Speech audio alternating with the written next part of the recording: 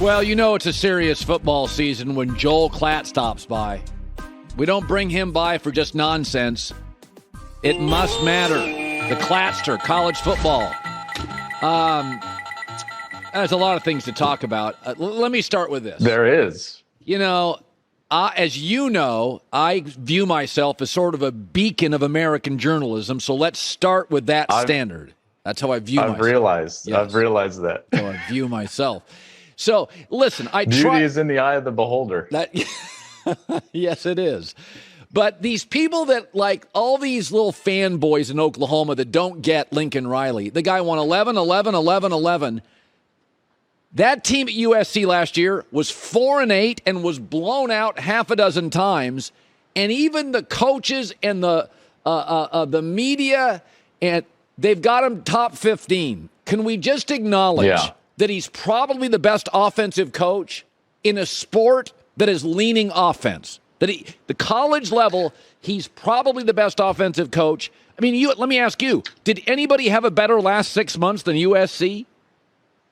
No. I mean, they had the best offseason in college football, you know, and I know like all the Aggies and A&M people would argue that they had the best one, but the squeaky wheel gets the grease in that regard, you know, and A&M makes a lot of noise, but they signed a good recruiting class. What USC has done is totally transformed their program. This was a program that had become not just stale, but, you know, you hate to say it this way, Colin, irrelevant in college football. And because of that, the West Coast in college football had become somewhat irrelevant because they had no flagship program out here. And now Lincoln Riley immediately makes them not only the flagship program of the West Coast, but a viable candidate to be in the top 10 this season. I've got them in the top 10 to start the year. I think that they probably could finish there. And depending on what happens in their tangle with Utah and Salt Lake this year, you know, this is a team that could potentially win their conference and vie for a playoff spot. And he hasn't even scratched the surface of where he's going to be with this team once he gets a few cycles of recruits in here. So nobody had a better offseason than USC. No one transformed themselves more than the Trojans in the last 6 months. Yeah, the receiving core is just NFL guys. It's going to be really exciting. So, you know, I looked at the top 25, and that there's Alabama to me, then there's kind of everybody else. And I know I like Ohio State, but I watched Oregon push them around last year, Michigan push them around, and Utah rush for 225 yards against them in the Rose Bowl. Nobody does that to Bama. You can beat Bama. You're not pushing them around. And I question over the last 2 years, I don't think they're as physical a program as they were under Urban. Now, they may be better, but they don't feel quite as physical. That's what it looks like to me. Is that a fair criticism? Well, I think defensively, they have – it's taken them some time to try to find their identity, and I think that they're still on that path. Remember now, they've got a new defensive coordinator, Jim Knowles. He comes from Oklahoma State, and now he's going to be Ryan Day's new defensive coordinator at Ohio State. His first year, I thought he made one of the best hires in all of college football before he had ever coached a game. You remember, you know, what he did with Jeff Hafley in that defense, and granted, they had great players, but they were physical, they were stout, they were really good defensively. Then Hafley left to be the head coach at Boston College, and they took a step back. There was a pandemic year. They had a team that made it to the national championship game, but could not deal with the speed that Alabama put on the field that night, I should say. And then last year, what happened is they got caught in a cycle in which all of their linebackers had graduated. Then they had a guy quit, transfer, and not pan out in the linebacker core. They have to move a running back over. His name's Steel Chambers, who became the best linebacker that they had at the end of the season. So more than anything, I think that they got caught in a down roster cycle, in particular on the defensive line and at the linebacker spot. And they should be better this year defending the run through scheme with Jim Knowles, through personnel with guys like Steel Chambers. And I would be remiss if I didn't mention they got the number one linebacker in the country out of the recruiting class in C.J. Hicks. So I think that they should be better defensively. Now, to your point, the one area where they have not recruited to the level that they need to,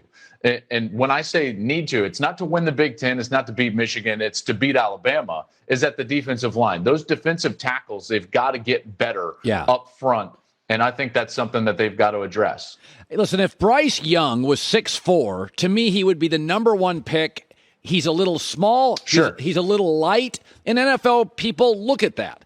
I think his release is insane.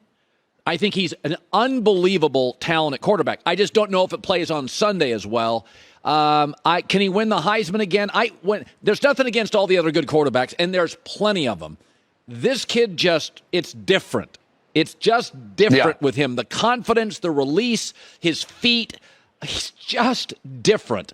And to me, I only question health, size moving forward. What's your take on Bryce Young? I love him, first of all, and I loved him before this last spring, but I was fortunate enough, Colin, I just decided I'm going to do that Alabama-Texas game, and so I thought to myself, I'd never been to practice, or at least in the last about 4 years at Alabama, because we don't cover Alabama during the season. So this spring, I just went down and I went to a spring practice and wanted to talk with Coach Saban, wanted to see Bryce in person. I was blown away by two things: his stature, which is unimpressive, and then his play, which is highly impressive. His ability to throw with anticipation from any platform, whether he sees it or not, is uncanny.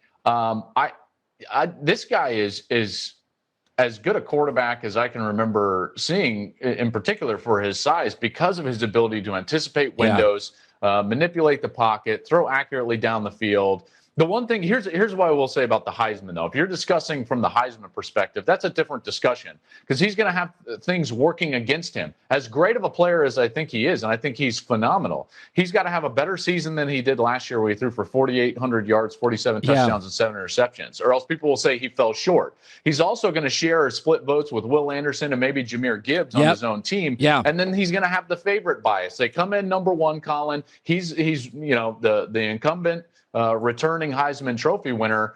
So all of those things will actually work against him. He's going to have as good a season as we've ever seen. And if he's going to win the Heisman Trophy again.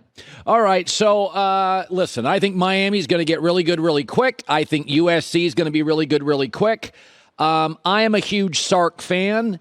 Even at Washington, it took a little longer. Even at USC, took a little longer. He's more of a slow build. Some guys, Urban Meyer, literally year 2. Bob Stoops did this at Oklahoma. Year 2, they're great. Sark's always been, for whatever reasons, a little bit of a slow build. So, but the question is, last year, they're 5-7 last year. And in Texas, they're not going to sit around and wait. They got a lot of money. They're dominating recruiting. They want wins. They're not in the top 25. I just can't believe Texas isn't one of the top 25 teams in college football. What say you? They are.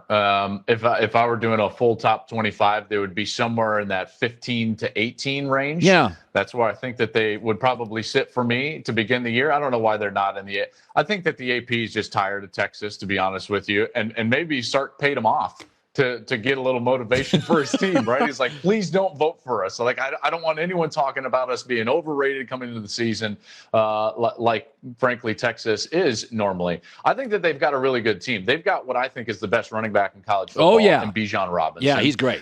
Their quarterback position should be improved. Their offensive line should be improved, although they're going to be starting a true freshman or two, and they just had a guy, Junior Angalau, go down in camp. So they've been dealing with some injuries. They've already had a suspension. So their camp is not going well when you look at that date in particular, the second week of the season against Alabama.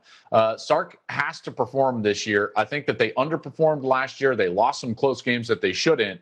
And they should be a team that wins 8 or 9 games, maybe gets to that 10-win plateau this season. All right. Here's Klatt's top 10. Let's look at it. I don't have any real disagreements. I'd like to see that number 10 spot, USC. That's very good. I like that a lot.